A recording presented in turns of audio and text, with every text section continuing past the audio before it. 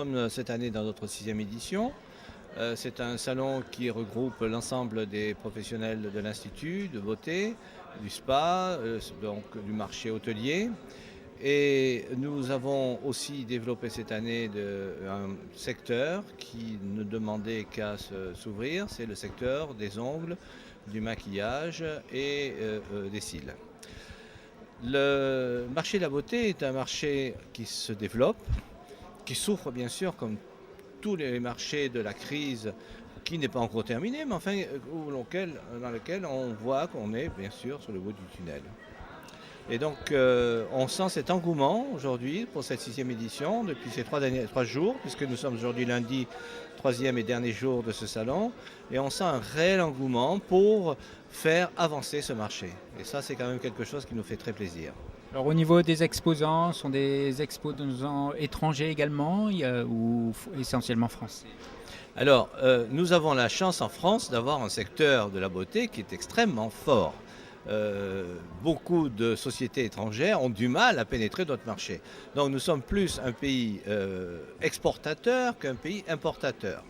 Ceci étant, nous avons des distributeurs qui importent du matériel étranger. Nous avons quelques fabricants étrangers qui sont là. Nous sommes dans un secteur spa ici.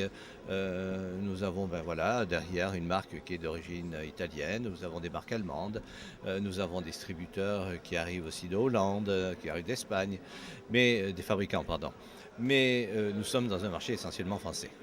Et puis vous avez un salon qui s'est étendu cette année. Alors, c'est un salon étendu parce que, comme nous l'avons dit tout à l'heure, c'est un salon qui bénéficie quand même d'une reprise, même si elle est encore lente, et dans lequel nous avons des secteurs bien déterminés. Nous avons aussi mis en place un secteur bio, car c'est vrai qu'on parle beaucoup du bio, mais on sait peu ce qu'il y a dans le bio, et donc il était nécessaire de faire un pôle d'attraction bio pour bien expliquer que le bio c'est une façon de vivre, mais c'est aussi la conception de produits qui sont d'une extrême efficacité.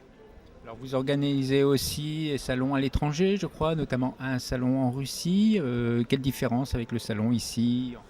Alors, le salon en Russie, c'est encore une exportation de notre savoir-faire français. Nous faisons un salon tous les 2 ans, mais à partir de l'année prochaine, nous allons faire un salon annuel. Nous faisons ce salon sur Moscou sous le nom qui sera différent, car nous n'utilisons pas le Mondial Spa et Beauté, nous utilisons le Spa and Beauty, et là ce sera le Spa and Beauty Russia, puisque nous serons en Moscou. Mais nous faisons aussi un salon à Barcelone, nous préparons la 2e édition pour septembre, enfin premier week-end d'octobre à Barcelone, qui s'appelle le Spa and Beauty Spagna. Et nous espérons développer. D'ailleurs, nous faisons un congrès esthétique en Israël, à Tel Aviv, puisque nous avons un magazine qui se développe maintenant en Israël.